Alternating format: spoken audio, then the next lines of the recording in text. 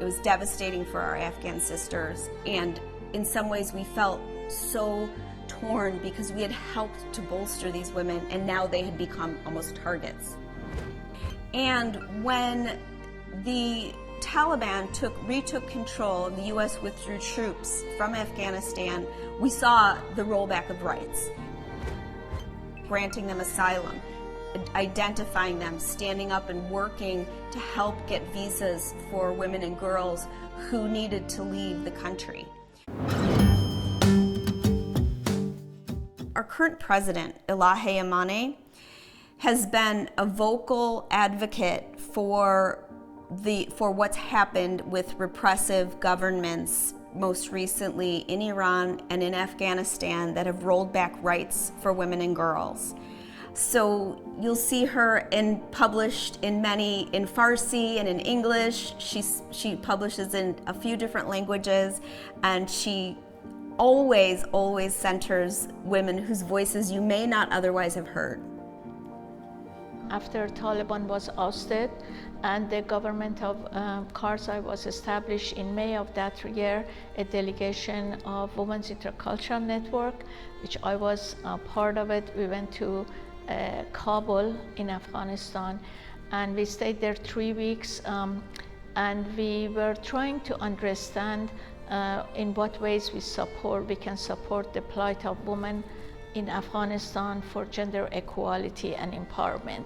So part of my mission in that trip was to bring Afghan women NGOs in Kabul together, because the influx of money to Afghanistan on gender issues and empowerment of women brought a little bit tension. And as a mediator and gender equality activist, I was listening to all these women NGOs, and then we were successful in bringing them together prior to our coming back to United States. And after that, we invited a delegation of women from Afghanistan, a diverse delegation of women from Afghanistan, to California.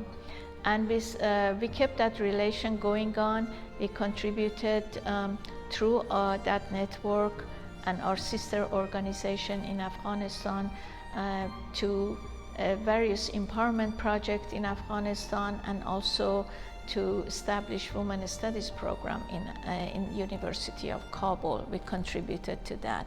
After 2021, that Taliban took over Kabul again, because we had established relation through our Afghan women's circles, we were asked as a women's human rights organization to engage in signing the humanitarian parole for Afghan women and some men to be in safe situation, because many of the Afghan women, after Taliban took over Kabul, their lives was in danger in Afghanistan.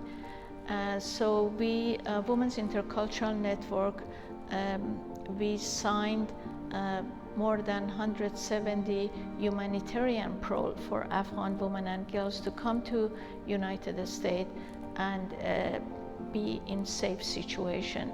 And that was a very tedious job. It was a job that it took about a year and a half, and we are very proud that we were able to contribute to the life of women and girls and some men in Afghanistan to come to safety by signing their humanitarian parole. We initially worked through USAID, received a grant to help build leadership for women in Kabul and Afghanistan. This was in our early years of the organization.